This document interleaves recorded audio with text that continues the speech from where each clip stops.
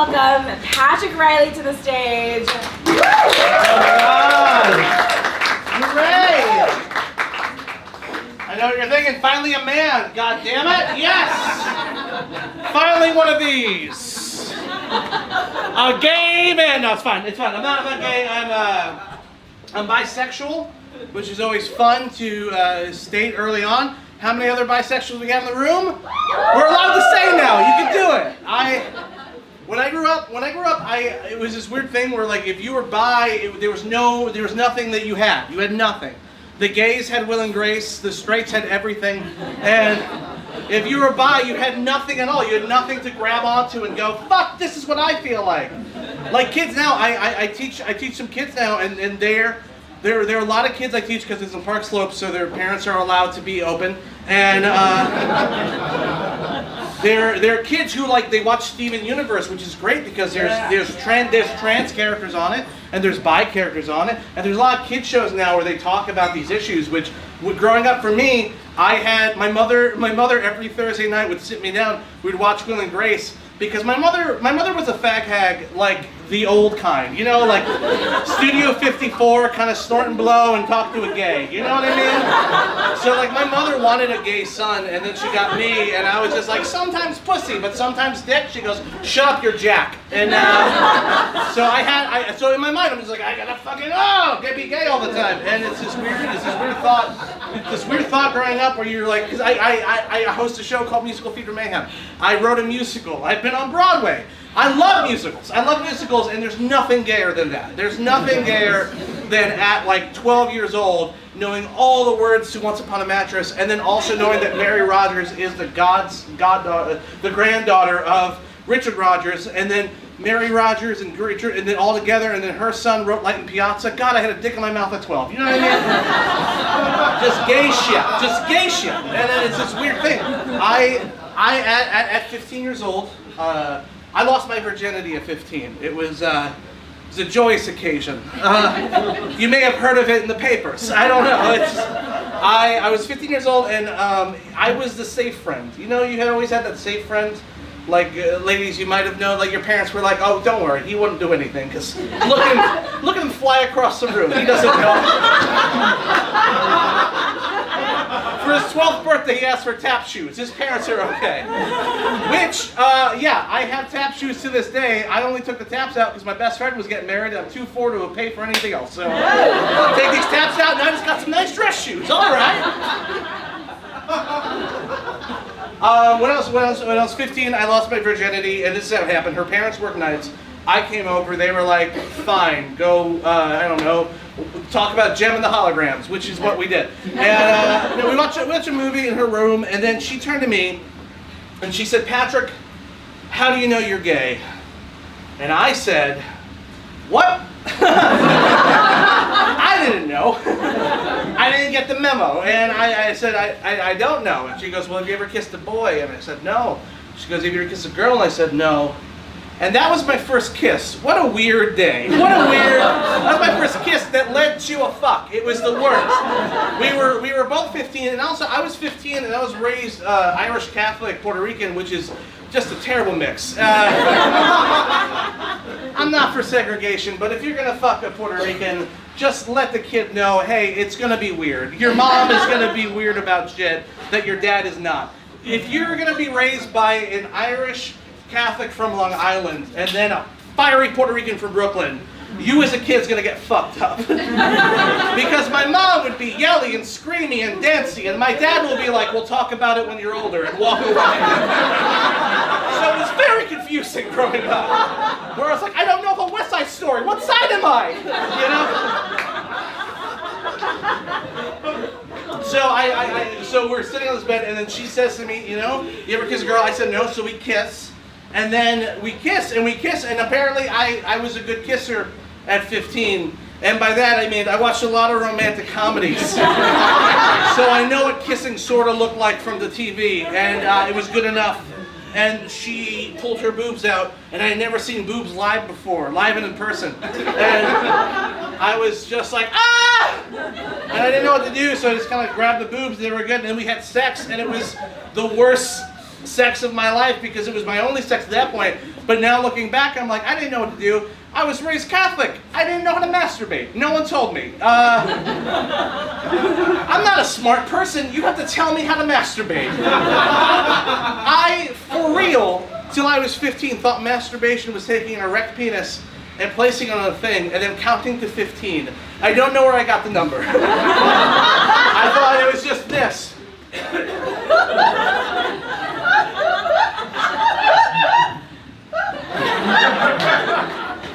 Just jerked off on Jenny's leg. What the fuck was I doing? I don't know. I don't know what I was doing. No one told me I was wrong, so I assumed I was doing something right. And the sex lasted about 10 minutes, and I know this because Anchorman just came out on DVD.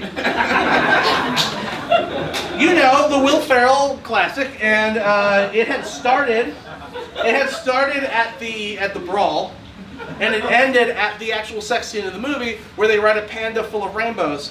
And I kept this in mind because I was also watching TV. I'm not gonna not watch TV. I was a kid of the '90s. So we were there, and then it was this weird thing where, so penis was out. She was there. We didn't do any mouth stuff because we didn't know. We were kids. And then I just kind of put my penis there and did one of these, like a lance.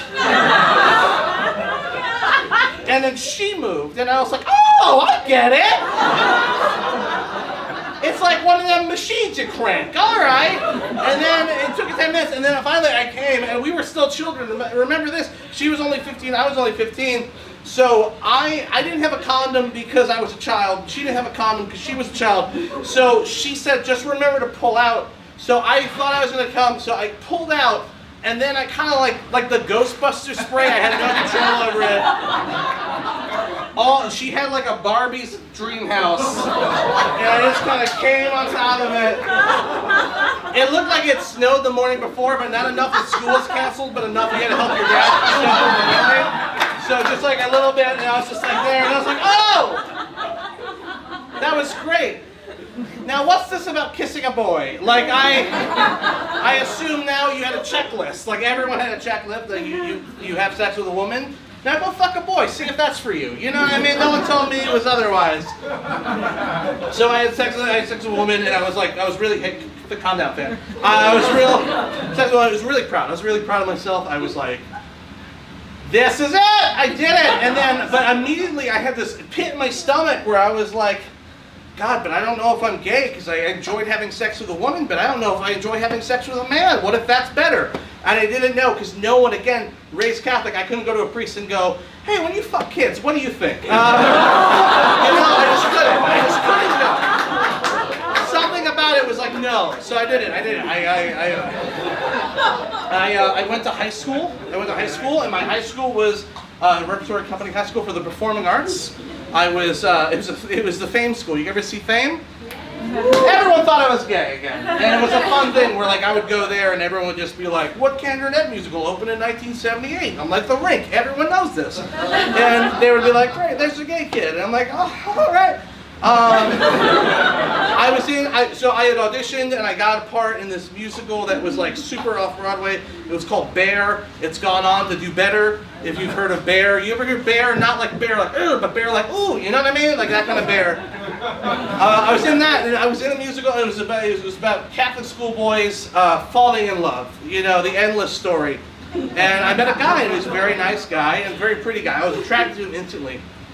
And he asked me out on a date.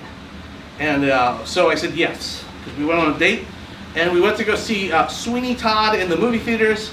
It's not the gayest answer, but it's the truest.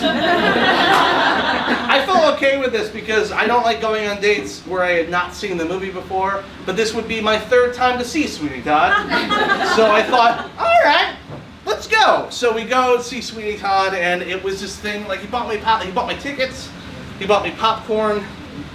You're gonna try to blow him, you know what I mean? You're gonna try. And I've never sucked a dick before, I've never kissed a boy before. So this was my thought of like, you know, listen, I come from a family of triers, you know? If you're gonna swing for the fence, hit the ball, you know? So we go see the movie and we make out a bit, and he, because again, he was also a gay theater kid, wanted to see Sweeney Todd for some reason, was so into that, and then we kind of kissed. I was so attracted to him. I'll never forget him. We're still friends to this day, which is weird. I went to his wedding. Anyway, no, it's fine. We were children. I'm still in love with him, but it's cool. And then we made out, and then nothing happened, and there was this thing of this, like, I made out with a guy, and I felt something, so the only logical conclusion is I have to fuck a man, because if I don't fuck a man, I don't get my punch card, and then what happens? Do I burst into smoke? I don't know. I was 17, I didn't know, and then one of my closest friends, who was openly bi, his name was Fumbles. No, I hear it too. I hear it, and I'm like, Patrick, don't go with the guy named Fumbles. And I'm like, no, you named him Fumbles because you were mean. I wasn't mean. We were in a theater company. We were like an after-school student theater company together, and he dropped the script one time. So I said, everybody call him Fumbles. I blew Fumbles. Anyway, we had a party at my house. And Fumbles and I wasn't very attracted to Fumbles, but he was a boy and he was attracted to me. So I thought, what's a better chance to get that thing punched so I can go out and love the other man? I'm gonna blow this guy named Fumbles, and Fumbles and I, we went up to my younger brother's room, who was not. Don't. It gets sadder. That's not it yet. If you're too early, don't come. All right. So we're right here. No, it's over here, and we're like, I'm with Fumbles, and he was sleeping over, and I said to Fumbles, because my best friend at the time, who I was also in love with because I love everyone, Ileana, who is a woman, she was sleeping in the other bedroom, in my bedroom, and I was sleeping with Fumbles in my brother's bedroom. And I said to Fumbles, hey, can I blow you? And he said to me, no. And then we went to sleep. And then I was woken up to, yeah, sure, I guess. And that's where Papa said, that's where my money's at. Let's do it. Let's go for it. And I had never sucked a dick before. And to be honest, I had never seen a penis that was not my own. And I have a small penis. I'm not going to pretend. You kids aren't going to fuck me later. Let's play this game. I don't have a big dick. I have a small penis. And I have the kind of penis that says, all right, not a great penis. Fumbles had a massive cock. I have seen penises since, a massive cock. The biggest thing I've ever seen on a human, it might be because I'm older now, I've grown bigger than I've seen bigger, but he had a big penis, and I just kind of went, huh. All right, good for you. And I gave him one of these real quick, and then he kept trying to shove my head down, and I was so afraid that I was not going to be able to talk the next morning. So I finally sucked his dick, and I wasn't attracted to him at all. I wasn't attracted, and I didn't know you had to be attracted to someone to have sex with them. I thought it was more of like a deal, like you made it a car dealership. Like I'll have the Toyota. Great, come and suck my dick. I'm like, all right. So I didn't know that I had to be attracted to this person. So I was just like, I don't like this, but I don't want to be a fucking bitch about it. So halfway through, I make this noise. Which is an awful noise to make. The best part is the women know what that noise is. So do the guys. The guys are like, that means she's taking a break. The women are like, I have to suck this. It tastes like feet. Anyway, I know I was wrong in the same. So I say that, and he says to me, hey, if you don't wanna, you don't have to. Which I didn't realize, because I'm not a monster, means keep sucking, I don't care. But what I thought that was like, oh, it's an option? Great. I'm done. It was not. He was very upset. He was very upset, and then we didn't talk for the rest of the night. And I went to sleep, and he's angry there and just mad. The next day we were hanging out in the pool because I have a pool because I'm like Brooklyn rich and like from Brooklyn rich, where it's like just a bunch of Puerto Ricans bought shit in the 40s and now here I am. Like so I'm like Brooklyn rich. So we had a pool and then we were hanging in the pool and then he was moody. And I noticed it, and then my friend was just like, he's moody because you didn't fucking finish. And I'm like, oh, whatever. And then in the back of my head, I'm like, well, if I don't finish, does it count? Hey, kids, hold my hand. We're going to jump forward a year later where Patrick Reilly here, he's going to throw a sex party in his house. Why? Because his parents aren't home, and I saw it in the movies. And I threw a sex party, and my best buddy Mario and his girlfriend, they fucked in the bathroom, and that's cool. My friend and her guy, they fucked in my room. That's all right. And then my brother's room was open, so I go into my younger brother's room with fumbles again, and I am determined to finish the fucking job. And I start blowing him, and at this point, I have had my own dick sucked, so I know the code. Which is, don't touch the head because then they get mad. And he immediately starts to mad. I started hitting him back. I'm like, hey, calm down. So I'm blowing him, and I'm blowing him, and I'm blowing him. And then I kind of do this face, which is, I stop blowing him, but I just keep jerking him off, and I just kind of do one of these. Because for some reason, he's not coming. And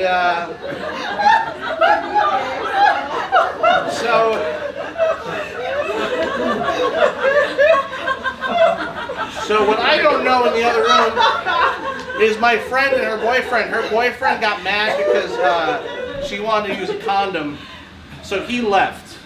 And then I had him. Then Fumbles here. He finally comes, and I checked that off my mark, and I'm like, maybe I'm not gay.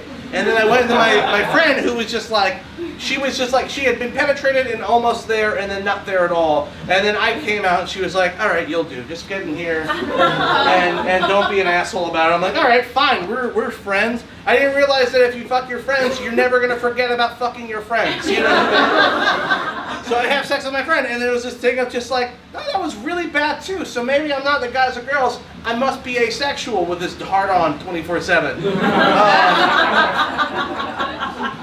And then years later, I finally meet a lady, and then her and I we end up having great sex, and it lasts forever.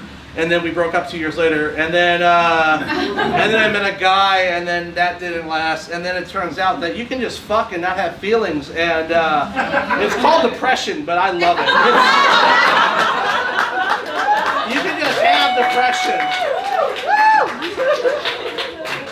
So wrap up. Right now, I'm in a wonderful relationship with a man that there's no sex at all. And boy, is that great. It's just a warm bed and an ear. Oh, God. Oh, if I could just lay down and go, you don't know what my day was like. And they're like, how was it? And I'm like, oh, it was so bad. And that's how I come now. It's just telling someone else, like, that I had to deal with a shitty fucking kid. You know what I mean? They're like, oh, yeah, fucking teaching's the worst. I'm like, it is bad. You don't even know about my night job. They're like, oh, great. That's how you come, ladies. Get yourself a guy who will listen to your bullshit, and then if you don't jerk him off, he just goes to bed. Oh, the best. Thank you guys very much. Thank you very much.